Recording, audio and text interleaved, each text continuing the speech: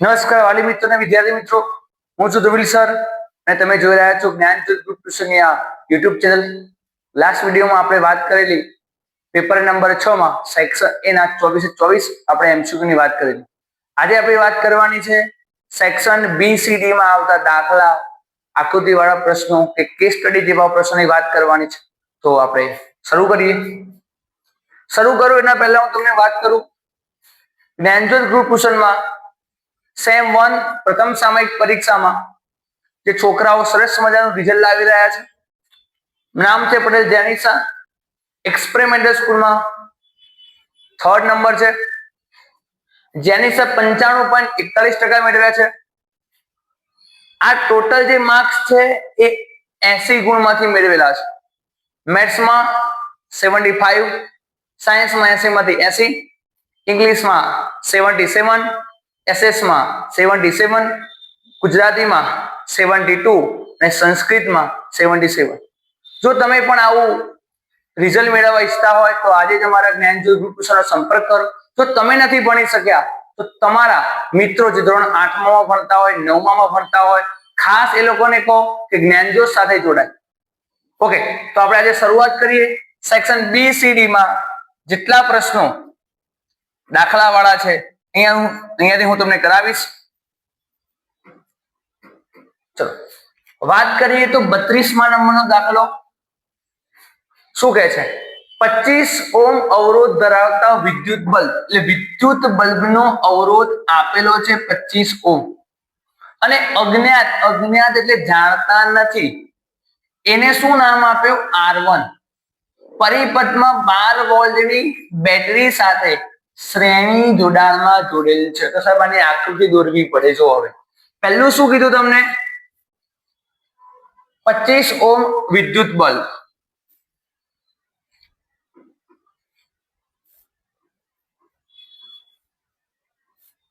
Bulb, કેટલા ohm? 25. ચલો અજ્ઞાત અવરોધ દોરી દીધો. આને હું કહું R1 તો ઓટોમેટિક આને મારે શું કહેવાય? R2. કેટલા વોલ્ટની બેટરી? 12 વોલ્ટની બેટરી. તો સીધું બેટા અહીંયા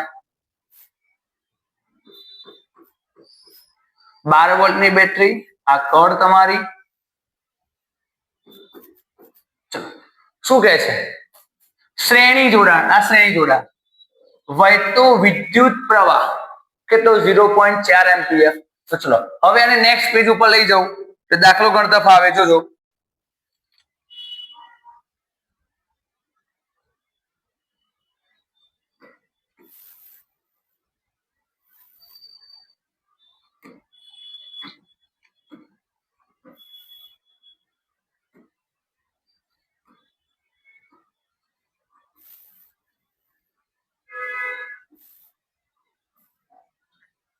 થઈ ગયું.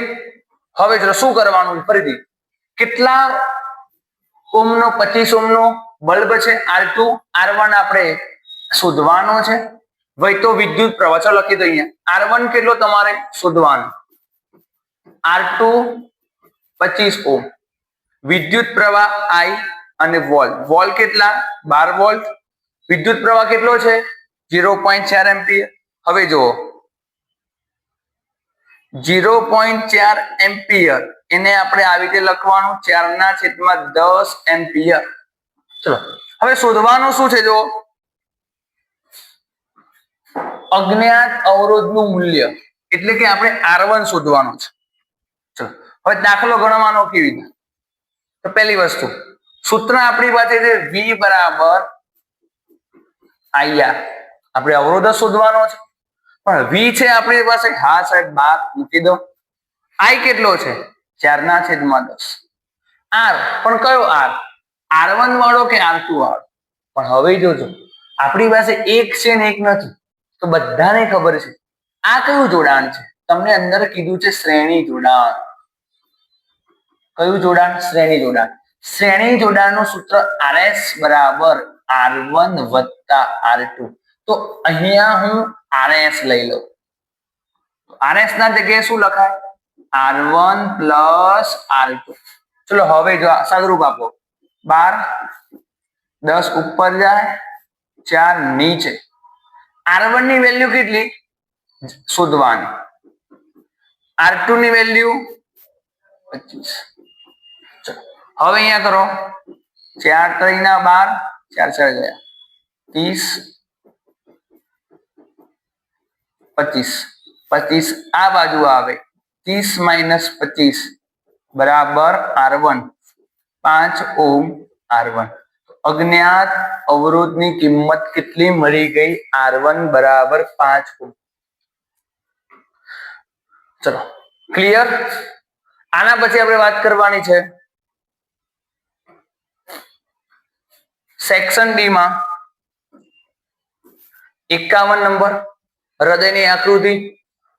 આકૃતિમાં A B E F ના નામ જણાવો. A B A F. ચલો એનું આપણે બધા નામ લખી દઈએ. ચલો એનું નામ શું? આ બધું જમણું, નીચે શું આવે?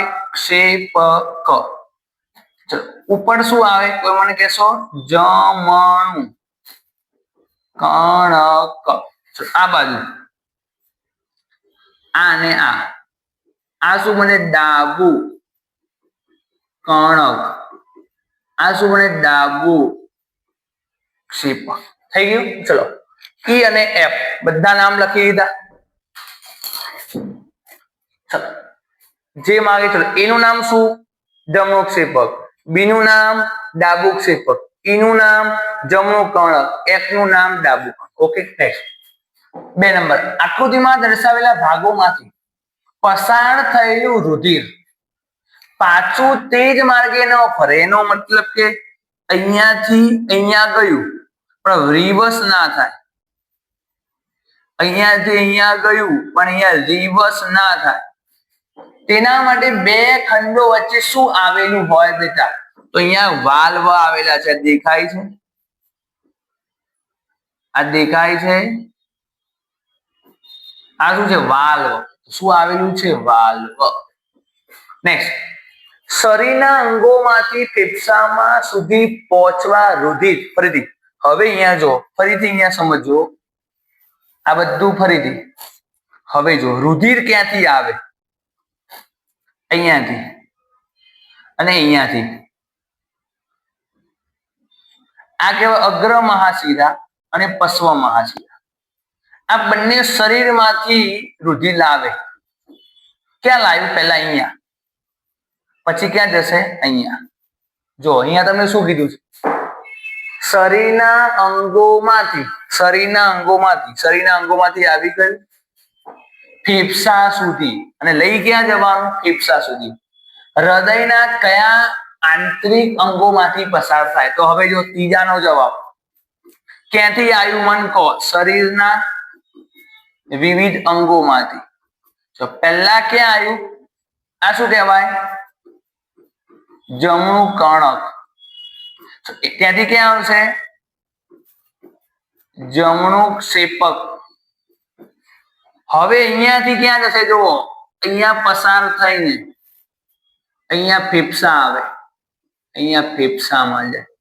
તો કયા 2 ભાગો આવ્યા? જમણું કણક અને જમણું ક્ષેપક.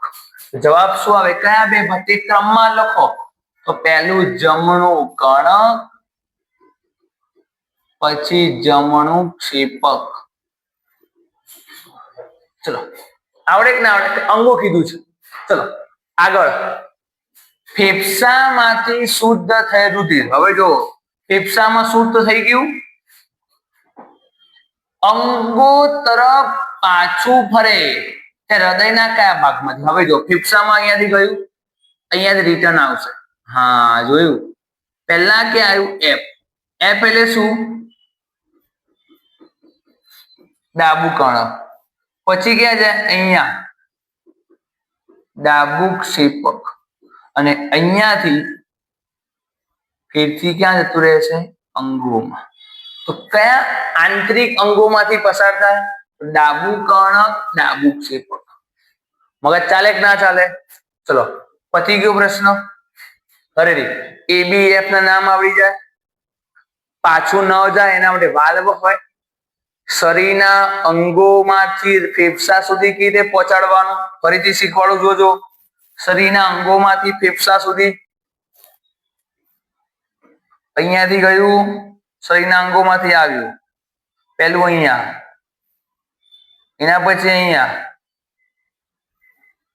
આ તમારા ફેફસામાં ગયું, પતી ગયું. ચલો એના પછી ફેફસામાંથી અંગો, ચલો ફેફસામાંથી અહીંયા, અહીંયાથી અહીંયા અને અહીંયા પાછળ થાય આ થઈ ગયું. ઓકે, તો આ વિડીયોને અહીંયા અંત સુધી રાખો છું. ગાલા અસાઇનમેન્ટમાં દરેકે દરેક પેપરના section A B C D બધું જ કમ્પ્લીટ YouTube પર અપલોડ કરેલું છે. તો ખાસ તમે પણ જોજો અને તમારા મિત્રોને ખાસ આ વિડીયો શેર કરજો. ઓકે, ભારત માતાની જય, જય જય ગરવી ગુજરાત.